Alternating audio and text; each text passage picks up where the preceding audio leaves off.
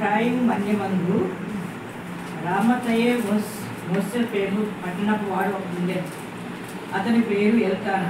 అతడు ఎఫ్రాయిమీయుడైన సూపులకు పుట్టిన దోగు కుమారుడైన ఏలూకునకు జననమైన యెరోహాము కుమారుడు. అతనికి 2 భార్యలు ఉండేవి. వీరిలో ఒక దాని పేరు హన్నా, రెండవ దాని పేరు పెనిన్నా. పెనిన్నాకు పిల్లలు కలిగిరి కానీ హన్నాకు పిల్లలు లేకపోయేది. ఇతడు శిలోహనందున్న సైన్యములకు అధిపతి యెహోవా బ్రొక్కుటకును బలి అర్పించుటకును ఏటేటా తన పట్టణం విడిచి అతడికి పోవుచుండేది. ఆ కాలమున ఏలీ యొక్క 2 కుమారులకు హోప్ని ఫీనెహాసులు యెహోవాకు యాజకులుగా ఉండేవి. ఎల్కానా తాను బలి అర్పణ చేసినాడు తన భార్య పెనిన్నాకును దాని కుమారులకును కుమార్తెలకును పాలు ఇచ్చుతూ వచ్చాను. కానీ హన్నా తనకు ప్రియమగా ఉన్నందున ఆమెకు 2 పాలు ఇచ్చుతూ వచ్చాను. యెహోవా ఆమెకు సంతు లేకుండా చేశాను. ఇక్కడి నుంచి వేరే వాళ్ళు యెహోవా ఆమెకు సంతు లేకుండా చేశాను. అక్కడి నుంచి వేరే వాళ్ళు యెహోవా ఆమెకు సంతు లేకుండా చేసిన హేతువుని బట్టి ఆమె వైరియకు పెనిన్నా ఆమెను విసిగించుకుంటే ఆమెకు కోపం పిలుచు వచ్చింది. ఎల్కానా ఆమె ఏటేటా ఆ రీతిగా చేయించు ఉండగా అన్న యెహోవా మందిరంలో పోవడం వల్ల అది ఆమెకు కోపం పిలిచదు కనుక ఆమె భోజనం చేయక ఏడ్చుచూ వచ్చింది. ఆమె విముక్తి అయిన ఎల్కానా అన్న, మీరు ఎందుకు ఏడ్చుచున్నావు?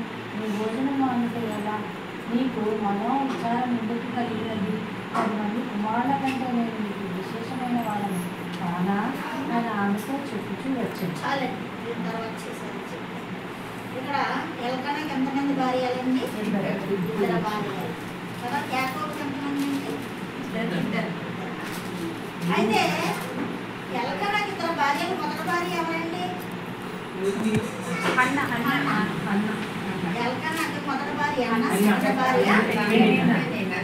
అయితే మొదటి భార్య మరి 2వ భార్యకు పిల్లలు కలిగినందున మరి ఆఖరి ఏ రైతుగా అయితే సారాకు పిల్లలు లేనప్పుడు గర్వించి మరి ఆ తప్పు చూసిందో ఈ యొక్క మరి 2వ భార్య కూడా హన్నాను చూసి ఏదో గత నేనే గొప్ప అన్నట్టు కొంచెం గర్వం వచ్చేస్తుంది మనసుల్లో కదా. కానీ దేవుని చిత్తమే మనకు తెలీదు. అయితే అన్న మరి దానికి కూడా సహించినట్టు అనుకోవాలి మనం కదా. ఒక తొందరగా పెళ్ళైన వెంటనే గర్భఫలం లేకపోతే సిటీలో ఎలాగున్నా విలేజెస్లో చాలా అవమానిస్తారు, చాలా మాట్లాడతారు. దానికి సాదృశ్యం మా చెల్లి కూతురే. చాలా సొంత అత్తగారే ఆడపడుసులు నానా మాట్లాడేవారు. అయితే వాళ్ళ అన్నయ్య దగ్గర తల్లి లేదు కదా, తండ్రి లేక వాళ్ళ అన్నయ్య దగ్గర చెప్పులు ఏడ్చినప్పుడు మా గర్భం ఒకటనేవాడు, దేవుడు నీ గర్భద్వారం తెలుస్తాడమ్మా, నువ్వు ఎడకు నీ చదువు గురించి నువ్వు జాగ్రత్తగా ఉన్నా పెద్దమ్మ చెప్పినట్టని ఆడమైన మాటలు చెప్పు. అలాగే ఈ అన్నాను కూడా మరి తినే కాదు అవమానించడం, మా 2వ భార్యనే కాదు ఇరుగు పొరుగు వారు కూడా అవమానించి ఉండొచ్చు కదా. కానీ అన్నలో దేవుని యొక్క నమ్మకం, దేవుని యొక్క విశ్వాసం దేవునిలో ఉన్నది కాబట్టి తను దుఃఖిస్తున్నా కానీ ఓ పట్ల దేవుని పట్ల ఆధారపడి ఉంది. అయితే ఎల్కానా కూడా అంటాడు, నువ్వు ఎందుకు భోజనం మానేసావు, ఎందుకు తినడం మానేసావు? 10 మంది కుమారుల కంటే నేను ఎక్కువ నీకు నిన్ను ఆ రీతిగా నేను ప్రేమిస్తున్నాను. ఎందుకంటే ఎల్కానా అన్ననే గంభీరంగా ఆరంభంగా 2 ఇచ్చేవాడు, 2 ప్రేమించేవాడు. ఎల్కానా మనసు అంతా ఎవరి మీద ఉందండి? అన్న మీద ఉంది.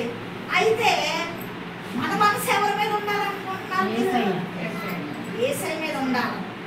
మన ప్రేమ, మన సమయం, మన ధనము, మన ఫస్ట్ ఇదంతా కూడా దేవుడికే చెందాలి. ఎల్కానా ప్రేమను బట్టి అమితమైన ప్రేమ, నన్ను ప్రేమిస్తున్నావు, నన్ను నువ్వు ప్రేమిస్తలేదమ్మా మాటను బట్టి అన్న కలిసి చేయొచ్చు. అర్థమైందండి? పరిశోధిస్తాడు. మనకు ఒక్కొక్క శ్రమ పెట్టి, ఒక్కొక్క ద్వారా మనకు అవమానం పరిచి, ఒక్కొక్క శోధన పెట్టి, ఒక కార్యం ఆలస్యంగా చేసి ప్రార్థించినప్పటికీ మనకి శోధిస్తాడండి దేవుడు కూడా ఒక్కొక్కసారి. అందుకే యాకోబులో శోధనలు జయించిన వాడు ధన్యుడు. ఆయన ఏ కిరీటం పొందుకుంటాడండి? జీవ కిరీటం పొందుకుంటాడు. శోధనలు ఎందుకు వస్తాయంటే దేవుని మహిమపరచడానికి. మన కాలుష్యం ఎందుకు అవుతుందంటే దేవుని మహిమపరచడానికి. మన మనకి ఆలస్యం ఎందుకు అవుతుందంటే మనం పూర్తిగా ఆయన మీద ఆధారపడాలని, ఆయన ప్రేమించాలని ఎల్కానా ప్రేమను చూసి అన్నకి లేట్ చేశాడు. ఎందుకు భోజనం మానేసాం, 10 మంది కుమారుల కంటే నువ్వు నాకు ఎక్కువ అంటున్నాడు.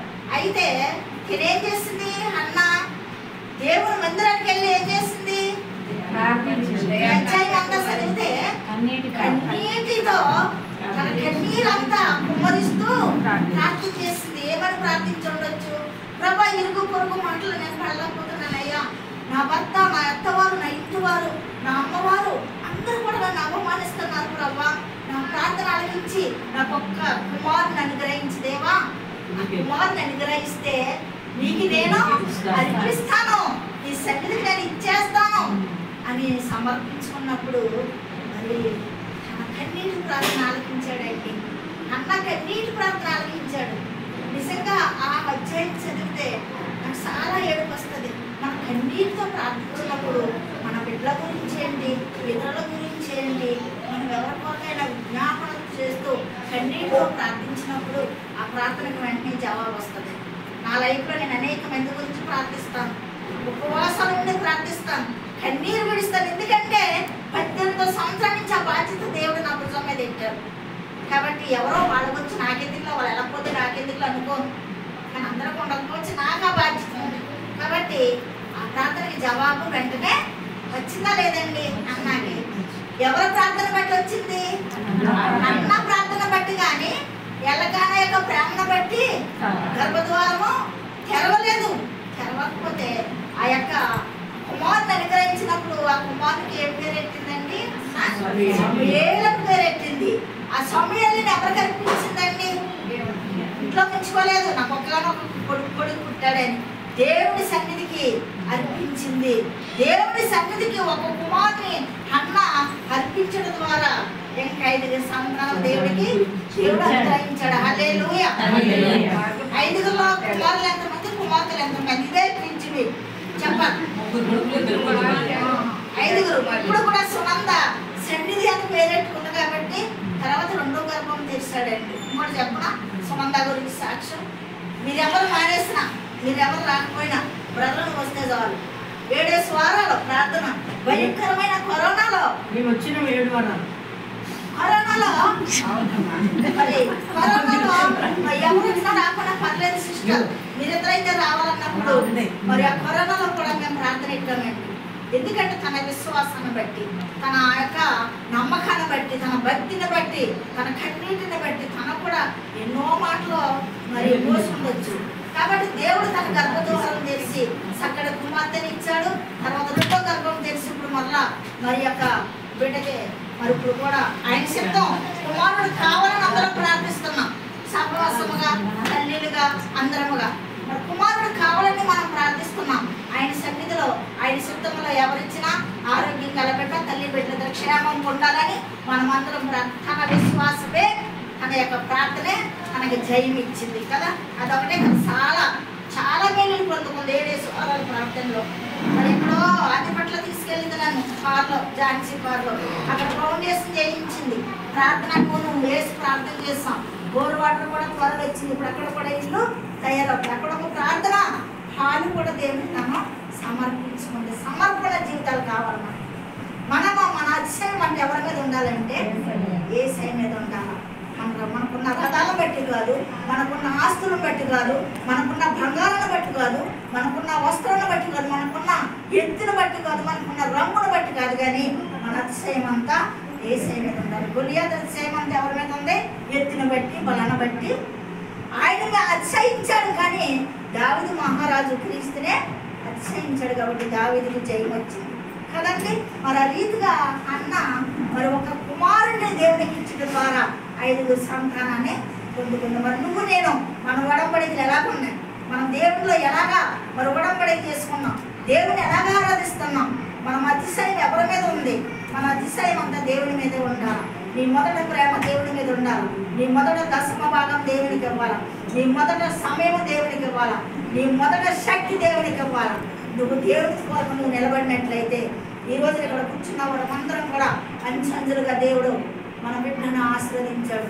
బిడ్డలను కూడా మిగతా బిడ్డలందరినీ కూడా దేవుడు దీవించ అమెరికా మీద అతిశయపడుతున్నారు. అమెరికా మీద అతిశయపడుతున్నారు కానీ అమెరికా దేవుడు వద్దండి ఈ లోకంలో. నేను మన ఇండియాలో అమెరికా కావాలి, అమెరికా దేవుడు వద్దు. మనం చూడండి, ఏరోప్లేన్లో పిల్లలు అక్కడ చదివిస్తే ఉద్యోగాలు వస్తాయి, డాలర్లు సంపాదించాలని ఇక్కడ డాక్టర్ ఉద్యోగం మానిపించేసి తీసుకెళ్తున్నప్పుడు మరణం అయిపోయారు ఫ్యామిలీ 5 కూడా లండన్ కదండి. కాబట్టి మనం అమెరికా దేశం మీద కాదు, అమెరికా ఉద్యోగాల మీద కాదు, కానీ మన అతిశయం అంతా మన దేశం మీదే ఉన్నప్పుడు నిన్ను, నీ బిడ్డలను, నిన్ను, నీ కుటుంబాన్ని అంచెంచెలుగా దీవిస్తాడండి. అడిగింది ప్రతిదీ ఇస్తాడు. నీ వ్యాపారాన్ని దీవిస్తాడు, నీ చేతి రాబడిని దీవిస్తాడు, నీ ఉద్యోగాన్ని దీవిస్తాడు. నీ తొట్లో పిండి అయిపోదు, నీ గుడ్లో నువ్వు జరిగిపోదు. నీ అతిశయం అంతా దేవుని మీద ఉన్నప్పుడు, నువ్వు కన్నీటి ప్రార్థన చేస్తున్నప్పుడు, ఉపవాసం ఉండి ఏకాత్మతో ప్రార్థించినప్పుడు నీ ప్రార్థనకి జవాబిస్తుంది. ఆ రీతిగా అన్న మరి ఆ యొక్క సమయాన్ని దేవునికి ఇచ్చడం ద్వారా మరి 5 సంతానాన్ని పొందుకుంది. ఈరోజు మరి సునంద కూడా మరి 7 శుక్రవారాలు ప్రార్థన పెట్టుకున్నప్పుడు మొదటగా సన్నిధిని ఆడబడిని ఇచ్చాడు. ఇప్పుడు మరలా 2వ గర్భం తెరిచి దేవుడు మరి ఇవ్వబోతున్న బిడ్డ కొరకు కూడా మనం వందనాలు చెల్లిద్దామండి. తన విశ్వాసాన్ని బట్టి, తన నమ్మకాన్ని బట్టి వదలలేదు. లాస్ట్లో మరి మరియమ్మ గురించి, ఎలిజబెత్ గురించి చెప్పారు లాస్ట్ ప్రార్థనలో. నాకు బాగా గుర్తు, ఎలిజబెత్ గురించి, మరియమ్మ గురించి చెప్పారు లాస్ట్ ప్రార్థనలో. మరి ఆ రీతిగా మరి సునందని దీవించిన విధానం బట్టి వందనాలు. ఇది కట్ చేసి మళ్ళీ